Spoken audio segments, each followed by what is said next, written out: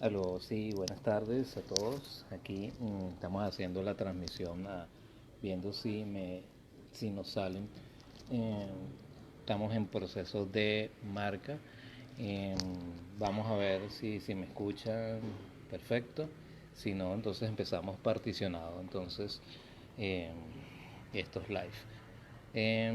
Si alguien está escuchándonos, por favor, si alguien nos está escuchando, déjame ver entonces la opción de quedar, fijar, quedar, papá. Sí, ya te estoy viendo, pero no me sale la opción de live. Sí, sí, ya te estoy viendo, pero me sale lo mismo, que no sale eh, esta opción de invitarte. Ujú. En-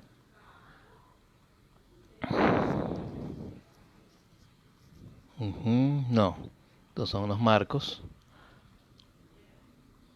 Sí,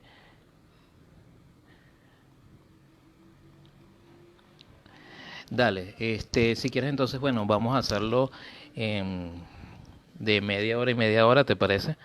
Y para no entrar en mayores detalles. Em, entonces, bueno, empecemos de una vez. Bueno, soy yo porque ya estoy conectado. Para los que no me conocen, em, me llamo Otman Domínguez. Esta es la página Reagan Report. Aquí vamos a estar media hora hablándole un poco sobre lo que es la, digamos, todo lo que tiene que ver con este, digamos, estas circunstancias que está viviendo Colombia. Actualmente estamos viviendo, saludos Carlos, ¿cómo está todo?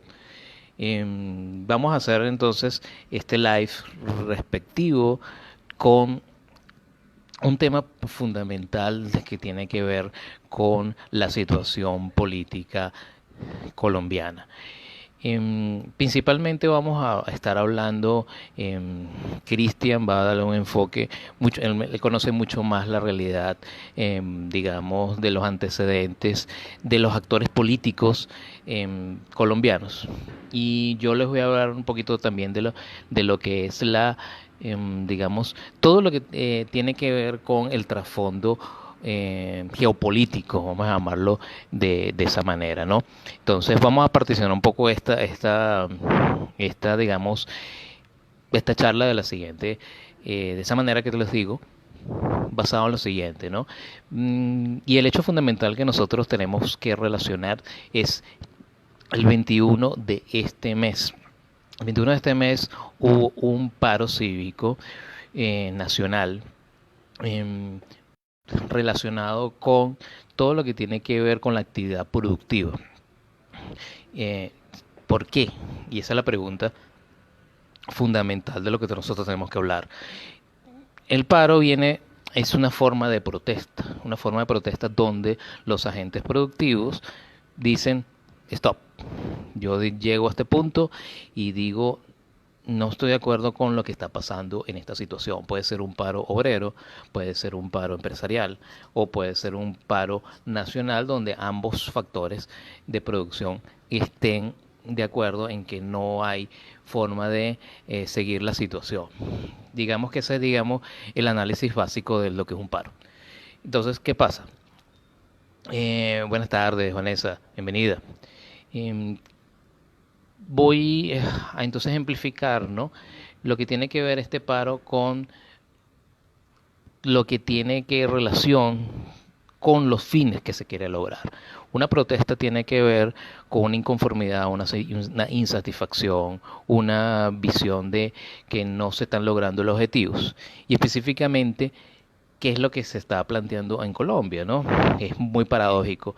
Y aquí es donde empezamos a ver los matices de todo lo que se quiere lograr. Generalmente los manifestantes están hablando de inconformidad con todas las políticas, digamos, económicas y sociales del gobierno. Lo relacionan del actual gobierno. Entonces dicen que la educación no es eficiente, el sistema de salud no sirve, todo lo que tiene que ver con el poder adquisitivo del dinero no sirve, o sea, no tiene el peso colombiano no tiene capacidad de compra, y un conjunto de, digamos, de visiones que en un principio parece que tuviera alguien racional podría decir, sí, estamos de acuerdo con que eso funcione así, o sea, que no funcione así, perdón, que diga, no, o sea, esto no sirve y tenemos que arreglarlo. Entonces, ¿qué pasa? Hasta ahí todo suena muy bonito, todos estamos de acuerdo en que debería ser así. Pero vamos a entrar en los detalles y vemos entonces cuáles son las propuestas que ellos vienen. Entonces dicen, es que nosotros no queremos que nos roben. ¿Por qué? Porque hay un conjunto de principios que dice que me tengo que pagar fondo de pensiones, caja de compensación, tengo que pagar salud, tengo que pagar todo lo que tiene que ver con ahorro forzado, tiene que ver con impuestos de diferentes municipales, departamentales o que sería la opción como estatal y los nacionales. Entonces, ¿qué pasa? Que vemos que hay una acción del Estado que es totalmente arrolladora, totalmente totalitaria, totalmente, bueno, digamos, absolutista, y evidentemente el problema es la intromisión o intervención del Estado. Entonces, ¿qué es lo que pasa? Que aquí hay lo que se llama un sesgo cognitivo, es decir, nosotros, el ser humano, se equivoca en los diagnósticos por los sesgos, en este caso un sesgo del qué es lo que está pasando, cuál es la causa de eso. Entonces, todo el mundo dice, bueno, es que la causa es la corrupción, entonces tenemos que quitar al gobierno y tenemos que entonces llegar a un punto de que no funciona. Tenemos que ir a otro gobierno que ayude más y entonces empezamos a ver los temas de carácter socialista. Es decir, a mí me tienes que garantizar todo lo que tiene que ver con educación, tienes que garantizar con todo lo que tiene que ver con salud. ¿Y por qué? Porque está escrito en la Constitución. Entonces son declarados derechos sociales. Esos derechos sociales se tienen que garantizar, según esa visión de lo que se llama el positivismo jurídico. Es decir, tiene que haber educación, salud gratuita, porque la Constitución del 1991 aquí en Colombia lo garantiza.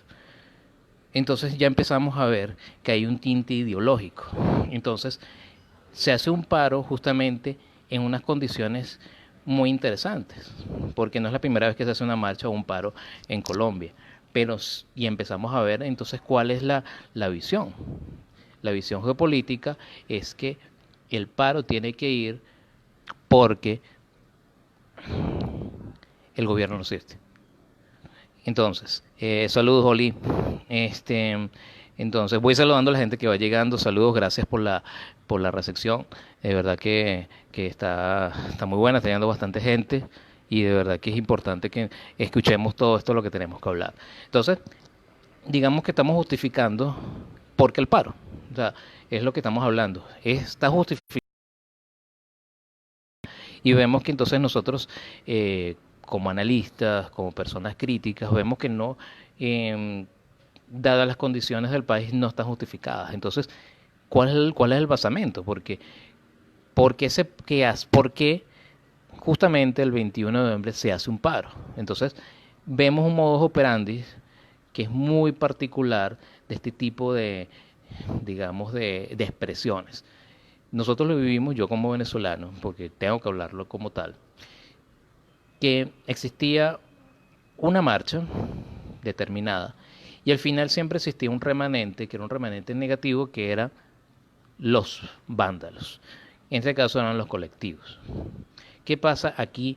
¿Qué pasó el 21 de noviembre, especialmente en la ciudad de Bogotá y Cali? Yo vivo en Cali y por eso lo puedo dar fe.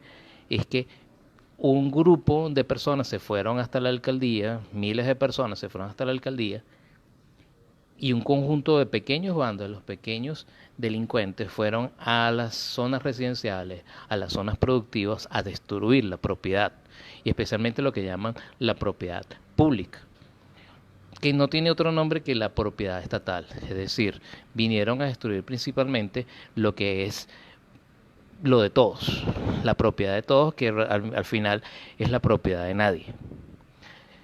Entonces, puntualizando, vemos que destruyen en este caso el transporte masivo, Transmilenio en Bogotá, el transporte mío, como le llaman acá en Cali. Vemos que las estaciones del mío, por ejemplo, yo estuve varias y estuvieron totalmente, buena parte estuvo destruida, y no es la mayoría de la población, pero es una parte significativa. ¿Por qué? Porque es significativa no tanto por el número, pero sino por sus acciones. Entonces, tenemos entonces dos componentes de la marcha: el componente activo, que es el componente pacífico, y el componente paramilitar, que es los vándalos. Miren, hace 3 meses, 4 meses, es el mismo modus operandi de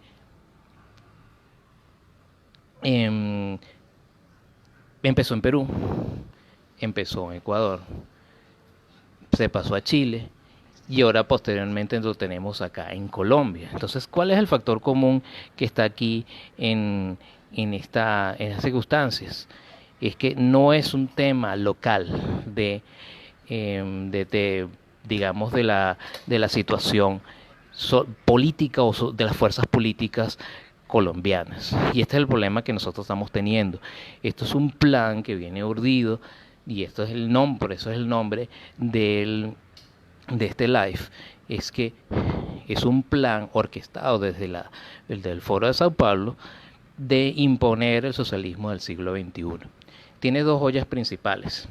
Una es Chile como baluarte del libre mercado, y Colombia como factor que nunca llegó a estar políticamente escrito del socialismo del siglo XXI, que es el modelo político que tiene el Foro de Sao Paulo. Entonces, ¿qué pasa? Hay actores internacionales y nacionales. El actor nacional principal del Foro de Sao Paulo es el señor Gustavo Petro. Pero si nosotros queremos hacer el análisis y entender que el problema del Foro de Sao Paulo no es solamente un señor que se llama Gustavo Petro, porque podría ser cualquier nombre, entonces es un conglomerado de personas que quieren instaurar el socialismo del siglo XXI. Recordemos que el señor Petro fue asesor económico de Hugo Chávez en el año 2003. Entonces, el modelo económico que está imperando en Venezuela, uno de sus autores intelectuales se llama Gustavo Petro. Eso está visiblemente en las redes. Y vemos que la contraparte, que es el presidente Duque y digámoslo así, su manager o su papá político, que es el señor Álvaro Uribe Vélez. De esto va a hablar un poquito más Cristian, que conoce mucho más los antecedentes de Álvaro Uribe. Es el centro democrático, como su nombre dice, es de centro, es de centro derecha, y es un modelo que se dice de derecha, pero que no es de derecha. Es una izquierda caviar, una izquierda socialdemócrata. Y entonces, ¿qué pasa? ¿Cuál es el juego político desde hace 20 años para acá? Poner una ficha, decir, esta es el malo de la historia, este es el Darth Vader, este es el malo de la película. En este caso, al señor Álvaro Uribe Vélez se le deja cierta libertad para que haga lo que quiera, mientras todo el mundo lo ataca o todo el mundo lo defiende, mientras hay una institucionalidad, empezando por los senadores, empezando por todos los congresistas, por todos los alcaldes, y aunado a los grandes grupos paramilitares como la guerrilla, por un lado, que hicieron lo que quieran en este país, y los que se llamó las autodefensas. Pues entonces, ¿qué pasa? Mientras todo el mundo estaba enfocado en Álvaro Uribe Vélez, todo el mundo hacía lo que le da la gana en Colombia. Entonces, ¿qué pasa? Nosotros estamos viviendo una pelea de dos izquierdas. Una izquierda caviar, que es una izquierda que nunca baja impuestos, nunca limita al gobierno y es mercantilista, es decir, tiene una presunción de que todos los amigos del Estado tienen que ganar. Entonces se convierten en grupos oligopólicos, estas grandes familias millonarias que existen hoy en Colombia, muy conocidas, y que son los que hacemos en Venezuela. Entonces, versus otro grupo internacionalmente financiado que es lo relacionado con la izquierda revolucionaria del Foro Nacionalmente hay dos visiones, una internacional socialista financiado por grandes millonarios, entre ellos lo digo de frente, es el señor George Soros. Todo esto es una izquierda surista, este, determinado por planteamientos del Internacional Socialista. Y del otro lado, que también tiene financiamiento de las mismas personas, pero con una visión mucho más revolucionaria, más bruta, más arcaica, que es la del señor Gustavo Petro. Entonces vemos que esto es una pelea de inválidos. ¿Qué pasa?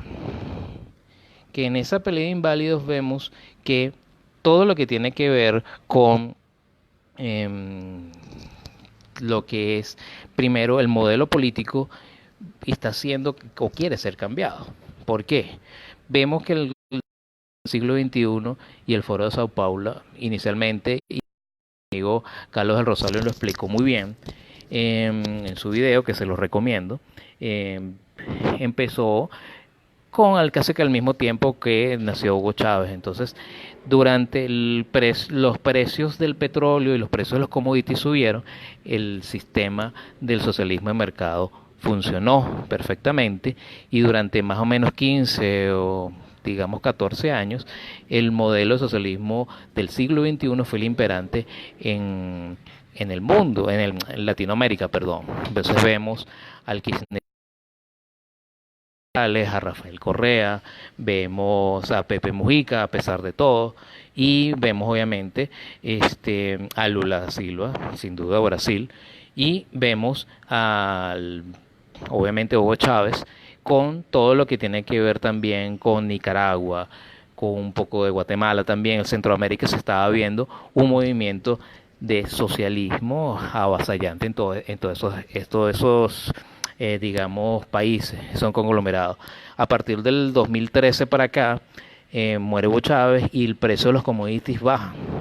Entonces, todo el financiamiento del socialismo del siglo XXI cae. Y recordemos que todo esto está, digamos, visualizado con su epicentro en Cuba. Entonces, se cae el socialismo del siglo XXI, en teoría, empiezan digamos, a gobiernos de socialdemocracia, centro derecha, a caer, digamos, a dominar la escena. Llega Duque, llega Macri, llega Piñera, y entonces vemos entonces que todos estos conglomerados hacen que se debilite el sistema de socialismo del siglo XXI. Entonces, las mentes malvadas del Soros Sao Paulo preguntan, ¿cómo podemos retomar? Entonces, en vez de hacerlo por partidos políticos, hacerlo como lo habían hecho en la época de Chávez, lo hacen a través de presiones. Entonces, ¿cómo son las presiones? Yo creo una marcha o creo digamos, magnifico un problema. Por ejemplo, en el caso de Ecuador, recordemos que fue el aumento de la gasolina, o la eliminación parcial del subsidio de la gasolina. Vemos que también el tema del aumento del metro de Santiago. Entonces, vemos muy claro que es un problema muy particular, lo magnifican y lo convierten en una bandera de lucha. Y entonces aprovechan la legitimidad de la inconformidad o de la insatisfacción de las personas para manipularlos y llevarlos a un límite de vamos a luchar o vamos a ir contra el Estado, y van creando unas fuerzas paralelas que yo les dije que eran las fuerzas paramilitares de lucha. Entonces, ¿qué pasa?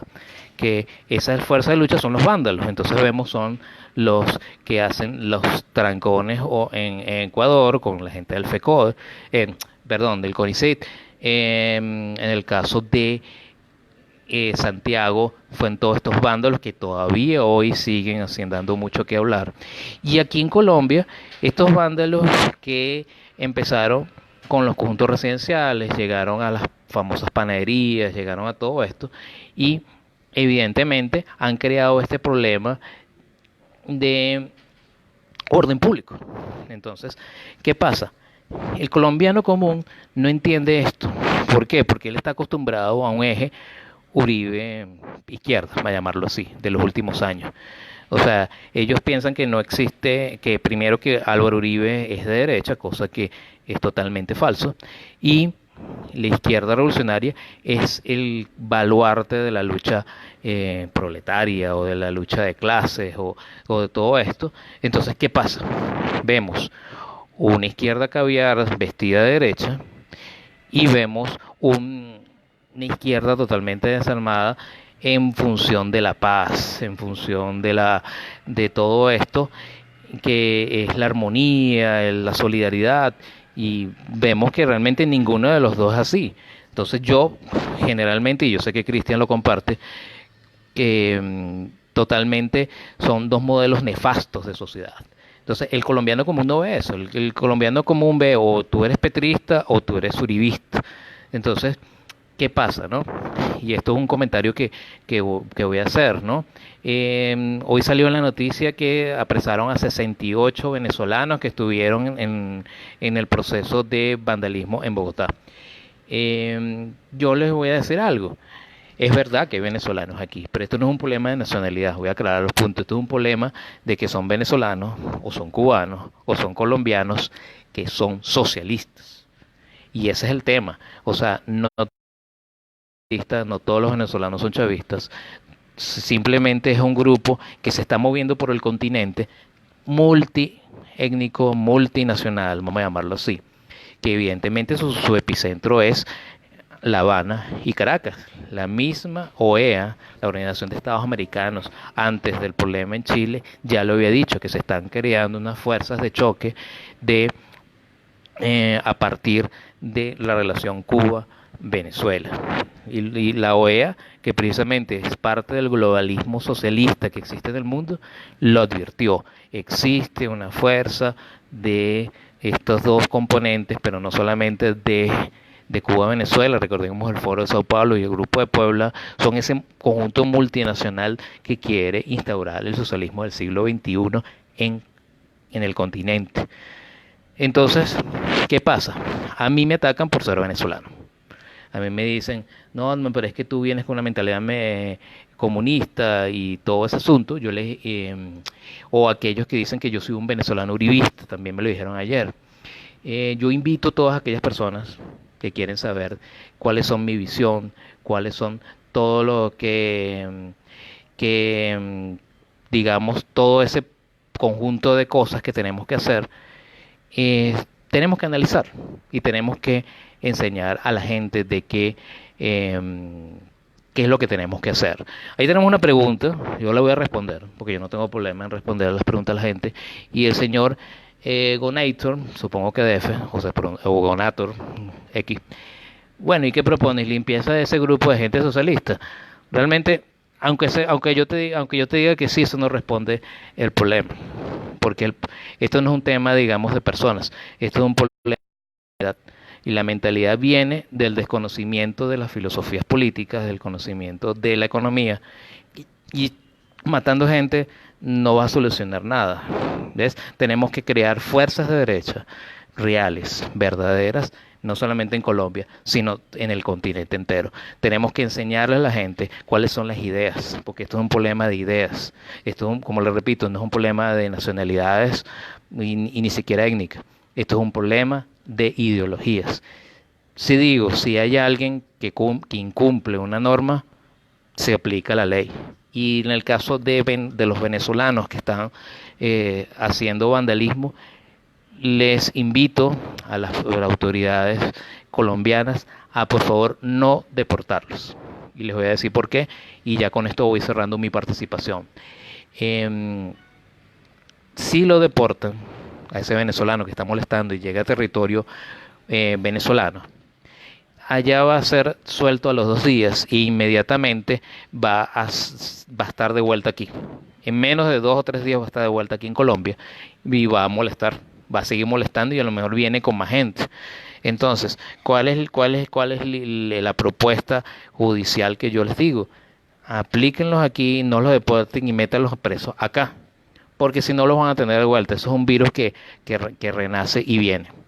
Entonces, para ir cerrando y darle el chance a mi amigo Cristian, es tengamos muy bien cuáles son las causas de los problemas. Esto es un problema multinacional, esto es un problema que viene de planificado hace muchos años, que se llama Foro de Sao Paulo.